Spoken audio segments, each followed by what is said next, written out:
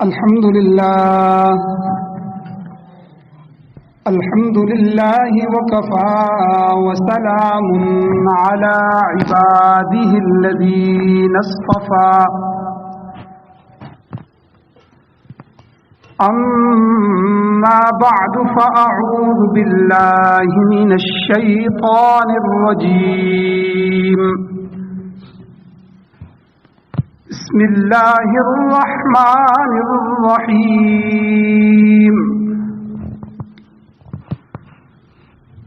وأقيموا الصلاة وآتوا الزكاة واركعوا مع الراكعين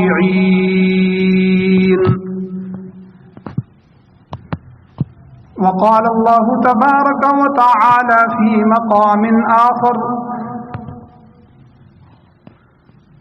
والذين يكنزون الذهب والفضة ولا ينفقونها في سبيل الله فبشرهم بعذاب أليم يوم يحمى عليها في نار جهنم فتقوى بها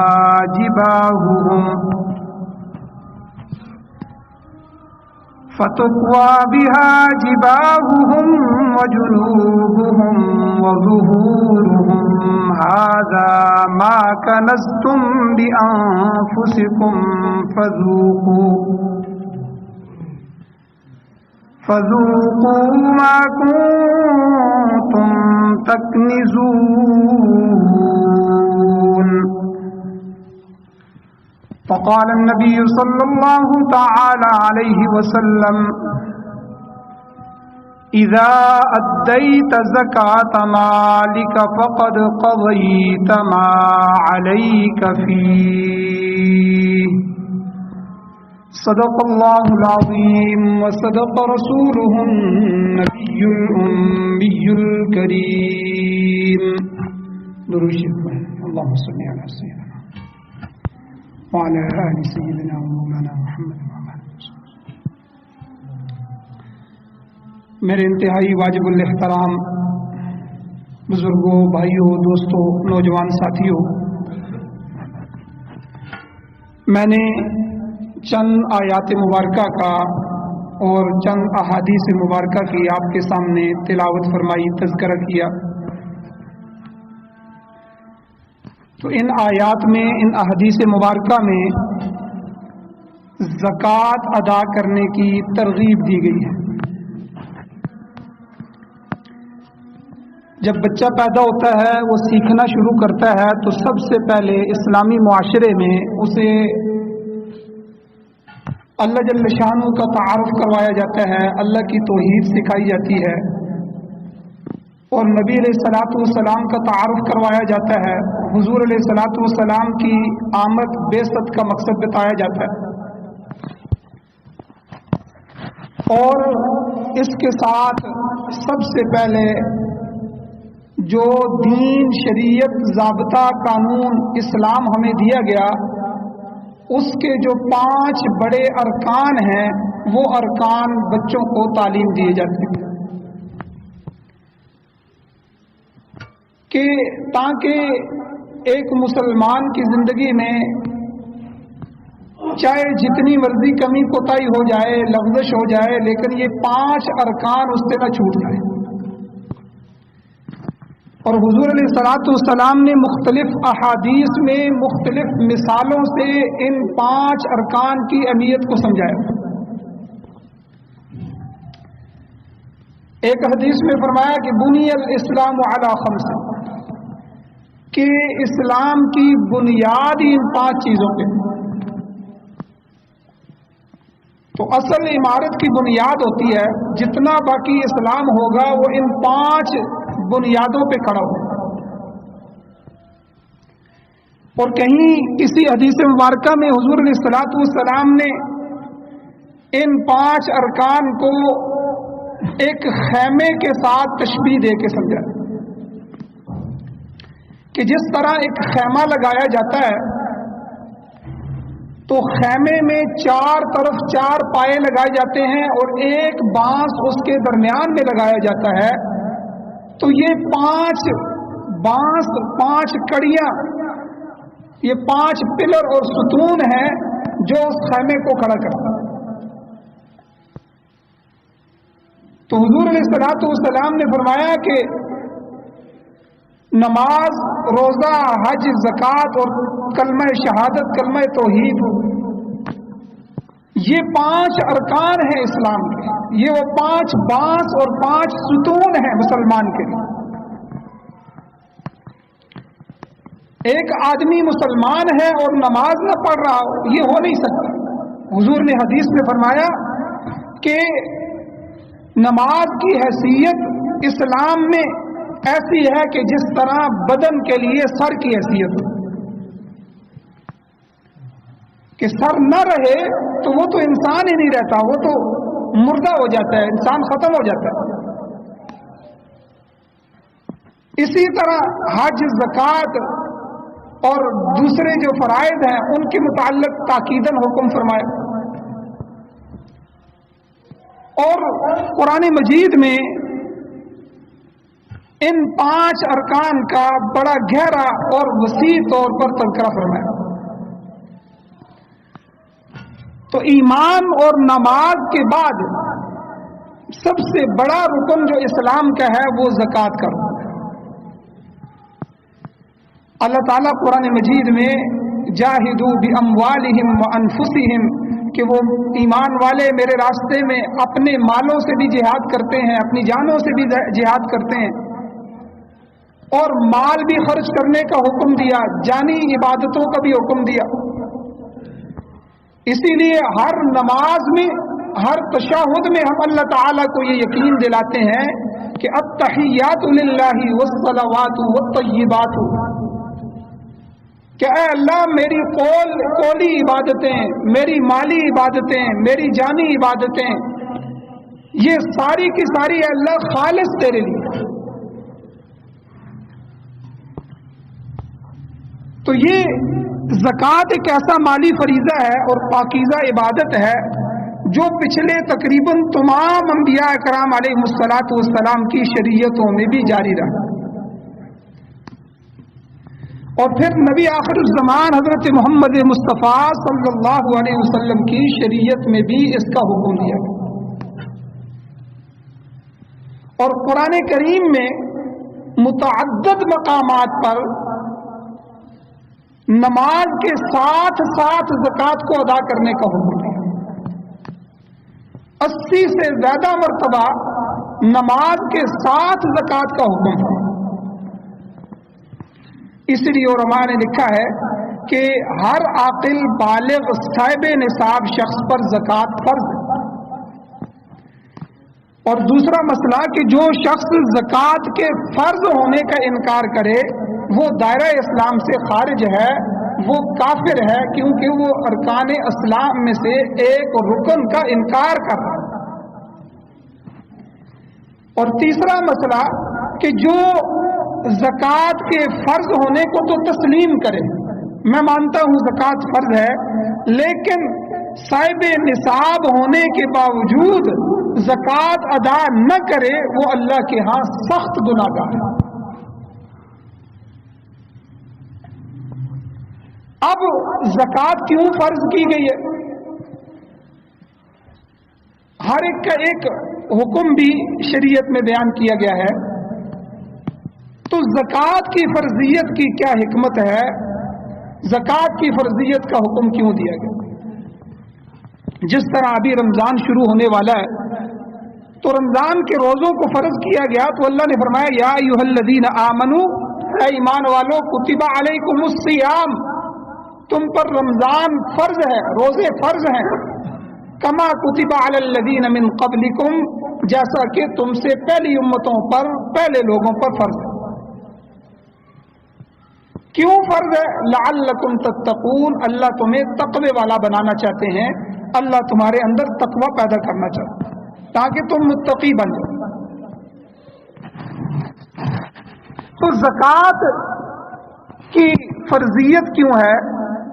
حضرت عبداللہ ابن عباس رضی اللہ تعالی عنہما کی حدیث موجود ہے، وہ فرماتے ہیں کہ جب قرآن مجید کی یہ آیت مبارکہ نازل ہوئی کہ والذین یکنزون الذهب والفضة ولا ينفقونها فی سبیل اللہ فبشرهم بعذاب علیم یوم یحمى علیہا فی نار جہنم، آخر تک یہ آیت مبارکہ جب نازل ہوئی سورہ توبہ کی 34 اور 35 نمبر آیت ہے، جس کا ترجمہ کیا ہے؟ اللہ تعالیٰ فرماتے ہیں والذین یکنزون الذهب، جو لوگ سونے اور چاندی کو جمع کرتے ہیں، والفضة اور چاندی کو، ذهب سونے کو کہتے ہیں، فضہ عربی میں چاندی کو کہتے ہیں، جو مال دولت سونا چاندی جمع کر کے رکھتے ہیں، ولا ينفقونها فی سبیل اللہ، لیکن اس میں سے اللہ کے راستے میں خرچ نہیں کرتے، اس کا حق ادا نہیں کرتے، اس میں سے زکوٰۃ نہیں دیتے، تو اللہ فرماتے ہیں فبشرہم بعذاب علیم، تو اللہ کی جانب سے ان کو دردناک عذاب کی خوشخبری دے۔ وہ دردناک عذاب کیا ہے؟ اگلی آیت میں اللہ نے اس کیفیت کو بھی بیان کیا کہ یوم یحمى علیہا، کہ جس دن اس دولت کو فی نار جہنم، جہنم کی آگ میں تپایا جائے گا، اس کے وہ خزانے، اس کا وہ سونا چاندی، اس کے درم دینار قیامت والے دن لائے جائیں گے، اور اللہ کہتے ہیں اس دن ان کو تپایا جائے گا، آگ میں گرم کیا جائے گا، آگ میں اس کو کھولنے دیا جائے گا، اور پھر فَتُقْوَى بِهَا جِبَاعُهُمْ وَجُنُوبُهُمْ وَظُهُورُهُمْ، پھر اس سے ان لوگوں کی پیشانیوں کو، ان کے پہلوؤں اور کروٹوں کو اور ان کے پیٹھوں کو داغا جائے گا، اس گرم آگ سے ان تین اعضاء کو داغا جائے گا، اس پر وہ ڈالے جائیں گے۔ اور علماء نے یہاں بڑا عجیب نقطہ بھی بیان کیا ہے کہ جسم تو سارا کا سارا زکوٰۃ نہ دینے میں استعمال ہوا ہے، لیکن خاص طور پر اس کا چہرہ، اس کا پہلو اور اس کی پیٹھ کو کیوں داغا جائے گا؟ تو علماء نے لکھا ہے کہ جب کوئی آدمی کسی چیز سے انکار کرتا ہے تو اسی ترتیب سے رخ پھیر کے مڑ جاتا ہے۔ جب علماء بیان کرتے ہیں، جب قرآن کی آیتیں پڑھتے ہیں، قرآن بیان کرتا ہے، زکوٰۃ کے حکم کو بیان کرتا ہے، تو آدمی اس چیز کو پسند نہیں کرتا کہ میرے مال میں سے مال کم ہو جائے، میں صدقہ کروں، میں زکوٰۃ نکالوں۔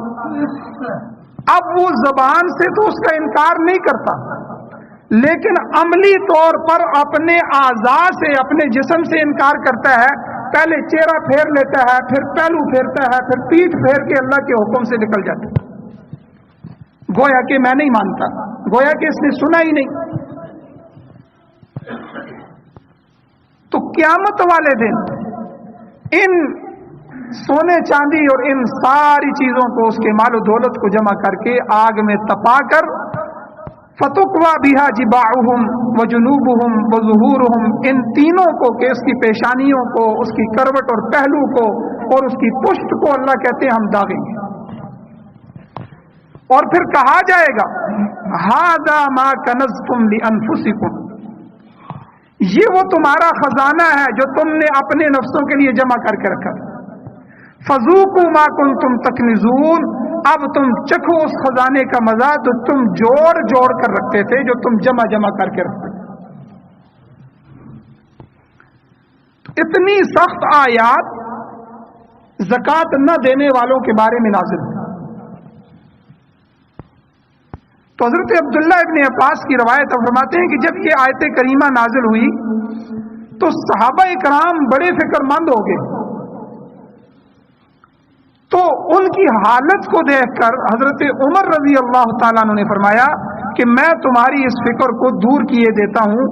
چنانچہ وہ نبی کریم صلی اللہ علیہ وسلم کی خدمت میں حاضر ہوئے اور عرض کیا کہ اے اللہ کے نبی صلی اللہ علیہ وسلم، یہ آیت تو آپ کے صحابہ پر بڑی گراں گزری، بڑی سخت ہو گئی ہے۔ تو آپ صلی اللہ علیہ وسلم نے فرمایا کہ ان اللہ لم یفرض الزکاۃ الا لیطیب ما بقی من اموالکم وانما فرض الموارث لتکون لمن بعدکم. حضور نے فرمایا اللہ تعالیٰ نے زکوٰۃ کو اسی لیے فرض کیا ہے تاکہ وہ تمہارے باقی مال کو پاک کر دے. اور اللہ نے نبی نے فرمایا کہ اللہ نے میراث کو اس لیے مقرر کیا ہے کہ جو لوگ تمہارے بعد رہ جائیں ان کو ان کا حق حاصل ہو جائے. تو دو چیزیں حضور نے بیان کی کہ ایک تو اللہ نے یہ جو مال مانگا ہے وَمِمَّا رَزَقْنَاهُمْ يُنْفِقُونَ، اللہ کہتے ہیں ایمان والے جو ہم نے ان کو رزق دیا اس میں سے خرچ کرتے ہیں. اور یاد رکھیں ایک اللہ کا حکم فرض کا ہے اور اسی میں ہی ایک اللہ کا حکم نفل کا بھی ہے. نماز اللہ تعالیٰ نے فرض کر دی 5 وقت کی نمازیں، لیکن ساتھ ساتھ نفلی عبادات بھی دے دی. تہجد بھی ہمیں عطا کر دی، اشراق کی نماز بھی دے دی، چاشت کی نماز بھی دے دی، اوابین کی نماز بھی دے دی، صلاۃ التوبہ، تحیۃ الوضو، تحیۃ المسجد، یہ ساری نوافل جو ہیں یہ بھی حضور علیہ السلام کے واسطے سے دے دیے تاکہ ایک بندہ اللہ کے فرض کو تو پورا کر رہا ہے تو ساتھ ساتھ وہ نوافل ادا کر کے اللہ کے قرب کی منزلوں کو حاصل کرے. اسی طرح حج فرض کیا گیا ہے تو ساتھ عمرے کی عبادت بھی رکھ دی گئی کہ حج سال میں ایک دفعہ فرض ہے، پوری زندگی میں ایک دفعہ فرض ہے، اور وہ بھی اس شخص پر فرض ہے کہ جس کے پاس اتنا مال ہو جائے کہ من استطاع الیہ سبیلا، کہ وہ اللہ کے گھر تک سفر کر سکے اور اس کے اخراجات برداشت کر سکے اور وہاں جا کے جو ہے وہ اپنے خرچے برداشت کر سکے، آنے جانے کا ٹکٹ خرید سکے اور وہاں جتنا عرصہ رہے اتنا عرصہ اپنے گھر والوں کے اخراجات پورے کر سکے. جس کے پاس اتنا مال آ جاتا ہے تو اس پر حج فرض ہو جاتا ہے. اب اس نے حج ادا کر دیا تو فرض ادا ہو گیا، اب پوری زندگی میں دوبارہ حج فرض نہیں ہے. ہاں نفلی طور پہ حج کرے، ہر سال حج کرے، یہ اس کی خوش قسمتی ہے. پھر اللہ نے ساتھ عمرے رکھ دیے کہ آپ عمرہ ادا کریں، سال میں کئی دفعہ عمرے پر چلے جائیں. اسی طرح رمضان المبارک کے جو روزے اللہ تعالیٰ نے فرض فرمائے ہیں تو ساتھ نفلی روزے بھی حضور علیہ الصلوۃ والسلام کو پورے سال کے اندر عطا فرمائے. اور اسی طرح زکوٰۃ سال کے بعد حساب کر کے 2.5% اپنے مال میں سے دینا یہ اللہ نے فرض کر دیا ہے. تو اس کے علاوہ اللہ نے نفلی صدقات بھی رکھے کہ ہر وقت خرچ کرتے رہو، کچھ نہ کچھ اللہ کے راستے میں دیتے رہو، اپنے ہاتھ کی سخاوت کو کھولتے رہو. تو حضور نے بھی یہی فرمایا کہ اللہ تعالیٰ نے زکوٰۃ کو اسی لیے فرض فرمایا ہے کہ تمہارا جو باقی مال بچ جائے اللہ تعالیٰ اس زکوٰۃ کی برکت سے باقی سارے مال کو پاک کر دیتے ہیں. اور میراث کے بارے میں حضور نے فرمایا یہ وراثت کا نظام اسلام نے اس لیے مقرر کیا ہے تاکہ کوئی وارث پیچھے محروم نہ رہ جائے. تمہاری اولاد، تمہاری بیوی بچے، تمہارے والدین، ان کا حق ہے تو تمہارے بعد ان کو ان کا حق مل جائے. تو حضرت عباس رضی اللہ تعالیٰ عنہ فرماتے ہیں کہ حضرت عمر رضی اللہ تعالیٰ نے جب حضور کی زبان سے یہ بات سنی تو خوشی میں اتنا جوش تھا کہ اللہ نے ایک مشکل آسان کر دی ہے. تو اسی جوش کی وجہ سے نعرہ تکبیر اللہ اکبر بلند فرمایا. تو اس کے بعد حضور صلی اللہ علیہ وسلم نے جب حضرت عمر رضی اللہ تعالیٰ عنہ کی خوشی دیکھی تو حضور علیہ السلام نے ایک اور بات ارشاد فرمائی. حضور نے فرمایا الا اخبرک بخیر ما یکنز المرء، کیا میں تمہیں ایک ایسی بہترین چیز نہ بتاؤں جسے انسان اپنے پاس رکھ کر خوش ہو جائے.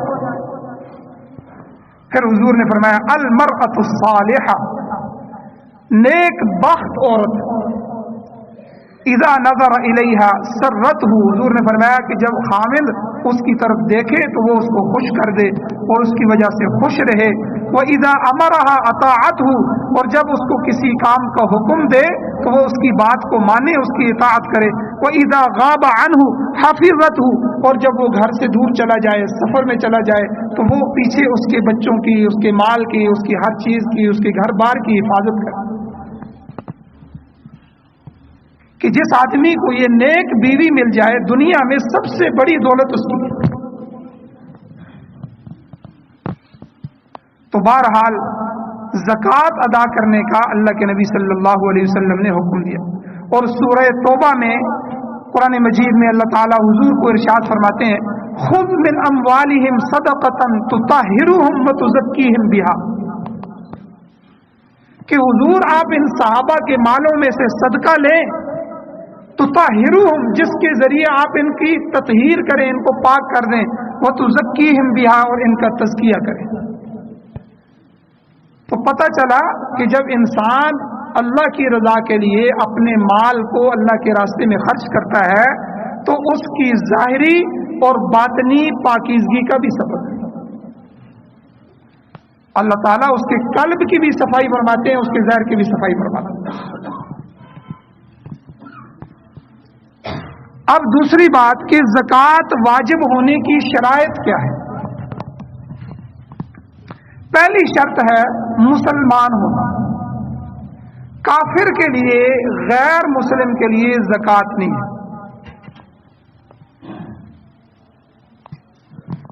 کیونکہ غیر مسلم دنیا میں جتنے بھی نیک کام کرتا ہے ان نیک کاموں کی کوئی ویلیو نہیں ہے. اس کا بدلہ اللہ ان کو ضرور دیتے ہیں، لیکن دنیا میں دے دیتے ہیں. اس کے بدلے میں ان کو تھوڑی سی آسائش مل جاتی ہے، دنیا کی سہولتیں ہیں، دنیا کی رنگینیاں اللہ ان کو دے دیتے ہیں، دنیا کی دولت اللہ ان کو دے دیتے ہیں. لیکن اللہ کی ہاں آخرت میں کافر کے لیے کسی نیک کام، کوئی بہت سی NGOs ہیں، کوئی پل بنا دیتی ہیں، کوئی نہریں بنا دیتی ہیں، کوئی سکول بنا دیتی ہیں، کوئی اور نیک کام کرتی ہیں، تو ان کے لیے کوئی اجر نہیں ہے. اس کی مثال علماء اس طرح دیتے ہیں کہ جو ایمان ہے، قرآن پر ایمان لانا، اللہ تعالیٰ پر ایمان لانا، نبی علیہ الصلوۃ والسلام کو اللہ کا آخری نبی سمجھنا، ان پر ایمان لانا، یہ جو ایمان کی دولت ہے اس کی مثال ہندسے کی ہے. جس طرح ہندسہ ہوتا ہے 1 2 3 4، یہ ہندسہ. اور جو عمل ہے، عمل کی مثال آگے لگنے والے زیرو کی ہے. ایک آدمی کا ہندسہ ہے، ایک اس کے پاس رقم ہے 1، اب آگے زیرو لگائے گا تو وہ 1 کی ویلیو بڑھ جائے گی، زیرو لگانے سے وہ 10 ہو جائے گا. دوسرا زیرو لگائے گا تو وہ 1 100 ہو جائے گا. تیسرا زیرو لگائے گا تو وہ 1000 ہو جائے گا. چوتھا زیرو لگائے گا تو وہ 10,000 ہو جائے گا. پانچواں زیرو لگے گا تو وہ 1 جو ہے وہ 1 کا ہندسہ وہ 1,00,000 ہو جائے گا. اب 1 کی وجہ سے اس آگے آنے والے جو زیرو ہیں، ان زیرو کی وجہ سے 1 کی قیمت بڑھ گئی. تو اسی طرح ایمان، آمنوا وعملوا الصالحات، آمنوا وعملوا الصالحات، قرآن مجید میں اللہ نے جگہ جگہ فرمایا ایمان لاؤ اور نیک اعمال کرو، ایمان لاؤ اور نیک اعمال کرو. تو ایمان کو پہلے ذکر فرمایا. ایمان ہوگا تو نیک اعمال کا اللہ کے ہاں وزن ہوگا. اور کافر کے پاس عمل تو ہوتا ہے، وہ نیکی تو ہوتی ہے، لیکن ایمان نہ ہونے کی وجہ سے اس کے جتنے زیرو بھی لگا دیے جائیں تو ہندسے کے بغیر لگنے والے زیرو وہ 1000 زیرو بھی زیرو ہی رہتے ہیں. تو اس کی کوئی ویلیو نہیں. تو اسی لیے یہ جو اسلام کے احکام ہیں، یہ جو احکام ہیں یہ مسلمان کے لیے. پہلی شرط اس میں یہ ہے کہ زکوٰۃ مسلمانوں پر فرض ہے. دوسری شرط یہ ہے کہ عاقل ہونا. بعض دفعہ آدمی کی عمر بہت زیادہ ہوتی ہے لیکن وہ عقل مند نہیں ہوتا، مجنون، دیوانہ، پاگل، مالدار ہوتا ہے لیکن اس کے مال پہ زکوٰۃ نہیں ہے، کیونکہ زکوٰۃ کے لیے یا اسلام کے حکم کے لیے مکلف ہے عقل کا ہونا. اسی لیے تیسری شرط ہے بالغ ہونا. نابالغ پر بھی زکوٰۃ، نماز، روزہ، حج، یہ ساری چیزیں اس لیے فرض نہیں ہے کہ نابالغ ابھی بالغ نہیں ہوا، اس کی عقل بھی مکمل نہیں ہوئی.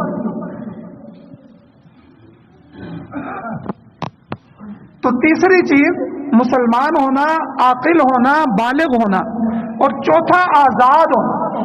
جو غلام ہوتے تھے اس وقت تو غلاموں پر زکوٰۃ نہیں ہے، کیونکہ غلام کی اپنی چیز اپنی نہیں ہوتی، وہ اس کے مالک کی ہوتی ہے، وہ خود کسی کا غلام ہوتا ہے، اس کی جان کا بھی کوئی اور مالک ہوتا ہے۔ اور پانچویں چیز نصاب کے برابر مال کا ہونا۔ نصاب کیا ہے اس کو اچھی طرح سمجھ لیں۔ چار چیزیں ہیں اکثر وہ آدمی کے پاس ہوتی ہیں: سونا، چاندی، نقد مال، نقدی اور مال تجارت۔ یا تو وہ آدمی تاجر ہے، اس کی دکان ہے، فیکٹری ہے، مل ہے، کارخانے ہیں، مال تجارت پڑا ہوا ہے، کوئی لے رہا ہے، کوئی خرید رہا ہے، کوئی خام مال پڑا ہوا ہے، کوئی بیچ رہا ہے، کوئی بن رہا ہے، مال تجارت۔ اور یا تو اس کے پاس سونا چاندی ہے گھر میں، اس کے زیورات ہیں یا بینک میں رکھا ہوا ہے، یا نقد مال پڑا ہوا ہے۔ اب وہ نقدی جو ہے وہ اس کے جیب میں پڑی ہوئی ہے، 100,000 50,000 10,000 لاکھ، یا اس کے بینک میں پڑی ہوئی ہے، یا چیک کی صورت میں ہے، یا اس نے کسی کو قرضہ دیا ہوا ہے، یا کسی جگہ امانت رکھی ہوئی ہے، کسی شکل میں بھی، یا اس نے کمیٹی ڈالی ہوئی ہے، تو جو کمیٹیاں وہ دے چکا ہے۔ اور اسی طرح جس چیز کا وہ نقدی میں مالک ہے وہ ساری کی ساری چیزیں نقدی میں آ جاتی ہیں۔ تو یہ چار چیزیں ہیں: سونا، چاندی، نقدی اور مال تجارت۔ اب اگر خالی سونا ہے، باقی تین چیزیں نہیں ہیں، جیسے کہ کئی دفعہ کسی عورت کے پاس ایسا ہوتا ہے کہ سونے کے زیور ہوتے ہیں لیکن نقدی بھی نہیں ہے، مال تجارت بھی نہیں ہے، اور اسی طرح چاندی بھی نہیں ہے، تو پھر خالی سونا جو ہے وہ 7.5 تولے سونا ہونا ضروری ہے، خالی۔ لیکن اگر باقی تین چیزوں میں سے کوئی ایک جنس بھی آ گئی، پھر اس کا حساب آگے آ رہا ہے، میں بتاتا ہوں۔ تو خالی سونا 7.5 تولے سونا، خالی چاندی ہے، باقی تین چیزیں نہیں ہیں، تو پھر 52.5 تولے چاندی اس کی قیمت، 52.5 تولے چاندی اگر، اور اگر نقدی ہے، پیسے ہیں، تو 52.5 تولے چاندی کی قیمت کے برابر یا اس سے زیادہ ہے۔ مال تجارت کا بھی یہی ہے کہ دکان اور ہر جگہ جو تجارت کا مال ہے وہ بھی اتنا ہے کہ اس کو اگر بیچا جائے تو 52.5 تولے چاندی کی قیمت بن جاتی ہے۔ آج کل کے ریٹ کے حساب سے تقریباً 1,30,000 روپیہ بن جاتا ہے 52.5 تولے چاندی۔ اب نصاب یہ ہے کہ ایک آدمی کے پاس کچھ سونا پڑا ہوا ہے، 1 تولہ، آدھا تولہ، کچھ چاندی پڑی ہوئی ہے، کچھ تھوڑی سی رقم بھی پڑی ہوئی ہے، یا سونا اور چاندی ہے، یا چاندی اور رقم ہے، یا رقم اور مال تجارت ہے، یا مال تجارت اور سونا ہے، یعنی ان 4 جنسوں میں سے دوسری جنس بھی آ گئی، یا 3 آ گئی، یا چاروں اکٹھی آ گئی، پھر ان سب کو لکھا جائے گا۔ آدھا تولہ سونا، 2 تولے چاندی، 10,000 روپیہ پڑا ہوا ہے، 1 لاکھ کا مال تجارت۔ اب ان کی قیمت لگائی جائے گی کہ ان کی قیمت کیا ہے، ان چاروں کی قیمت جمع کر کے 52.5 تولے چاندی کی قیمت سے اگر زیادہ ہو جائے 1,30,000 آج کل کے ریٹ کے حساب سے، تو اس پر زکوٰۃ اللہ کی طرف سے فرض ہو جاتی ہے۔ اور اسی طرح گھروں میں جو اکثر عورتیں ہوتی ہیں، عورتوں پر سونا وغیرہ 2 تولے 4 تولے سونا موجود ہوتا ہے، اور ساتھ ان کے پاس کوئی نہ کوئی پیسے بھی ہوتے ہیں، 20 50 100 200 ہزار ان کے پاس پڑا رہتا ہے، تو یہ 2 جنسیں عورتوں کے پاس جمع ہو جاتی ہیں، اور اکثر عورتوں کے پاس یہ چیزیں جمع ہونے کی وجہ سے اس تھوڑے سے سونے کو اور نقدی کو ملایا جائے تو یہ 52.5 تولے چاندی سے زیادہ بن جاتی ہے، تو ان پر بھی زکوٰۃ بھی فرض ہوتی ہے اور قربانی بھی واجب ہوتی ہے۔ ہمارے اس خطے میں سونے چاندی کو باؤنڈ کر دیا جاتا ہے۔ اب بیوی کا سونا بھی 2 تولے 3 تولے پڑا ہوا ہے، بہو ہے اس کا بھی 3 4 5 تولے پڑا ہوا ہے، بیٹے بیٹیوں کو یہ بنایا ہے، لیکن باہر کہتا ہے جی میں غریب آدمی ہوں۔ ہر گھر میں 15 20 30 لاکھ روپے کا سونا پڑا ہوا ہے۔ हालांकि अंग्रेजों को आपने देखा होगा, वो सोने चांदी को बाउंड नहीं करते थे। शरीयत ने सोने और चांदी को दिरहम और दीनार की शक्ल में बनाया है ताकि इसका आगे तिजारत की जाए। याद रखें, नबी अलैहिस्सलातु वस्सलाम के जमाने में दिरहम चांदी का सिक्का चलता था, चांदी से सिक्के बनाए जाते थे, और जो है दीनार ये सोने का सिक्का होता था, इसी से तिजारत होती थी। बाद में यहूदियों ने कुछ कंपनियां बनाई, कुछ दफ्तर बनाए, और उन्होंने ये किया कि वो सिक्के ले लेते थे और अपनी एक रसीद उनको दे देते थे, क्योंकि रास्ते में जो ताजर तिजारत करते हैं तो रास्ते में डाकू होते थे, वो दिरहम दीनार लूट लेते थे, काफिलों को लूटते थे, तो उनका माल, उनका ये दिरहम दीनार गैर महफूज हो जाते थे। तो ये एक आसान तरीका आ गया, वो अपना कमीशन ले लेते कि भाई आप 300 दिरहम मुझे यहाँ इस दफ्तर में जमा करवाएं, आप कराची पहुंचेंगे तो हमारा जो दफ्तर कराची में होगा, हमारी ये रसीद आप उनको दिखाएंगे तो वो आपको 300 दिरहम दे देंगे, इसके बदले में 5 दिरहम या 10 दिरहम मैं आपसे कमीशन देता हूं। यहां से ये नोट शुरू हुआ। नोट, ये जो हमारे पास नोट है ना, पैसे, तो असल सोना और चांदी है। फिर करते करते करते वो रसीदें इतनी चल गई कि अब वहां जाके कोई दिरहम निकालता ही नहीं था। कराची जाता था तो वो रसीद ही ताजर को दिखाता था, वो कंपनी की रसीदें मशहूर हो गई, वो रसीद रख लेता था और उसे माल दे देता था। फिर करते करते करते ये सारा सोना चांदी बैंकों में जमा कर लिया गया और हुकूमतों ने ये रसीदें हमें जारी कर दी। ये 500 रुपए का नोट, ये 1000 का, ये 5000 का, ये रसीदें हैं, ये असल चीजें नहीं है। असल उसके पीछे पड़ा हुआ सोना चांदी। इसलिए उसके ऊपर लिखा होता है कि हामले हाजा को मुतालबा पर अदा किया जाएगा, तो यानी इसका, तो इसलिए सोने चांदी से ज्यादा अगर कोई गवर्नमेंट नोट छाप देती है तो उनकी महंगाई ज्यादा होना शुरू हो जाती है। तो ये सारे दुनिया के मामलात हैं। तो इसलिए सोना, चांदी, नकदी, माल तिजारत, ये 4 चीजें होती हैं। इन चारों चीजों का हिसाब लगाया जाए। अगर खाली सोना पड़ा हुआ है, बाकी 3 चीजें नहीं है, फिर 7.5 तोले सोना। अगर खाली चांदी है तो 52.5 तोले चांदी। नकदी और माल तिजारत भी 52.5 तोले चांदी की कीमत को देखा जाएगा। अगर इनमें से 2 जिन्स, 3 जिन्स, या सारी जिनसें मिली हुई हैं तो उनका हिसाब करके 52.5 तोले चांदी को देखा जाएगा। अगर उसकी कीमत को रकम पहुंच रही है तो उस पर ज़कात फर्ज हो जाती है।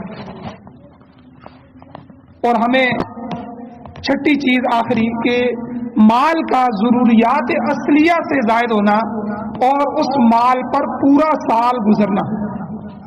ये एक निसाब आपका बन गया।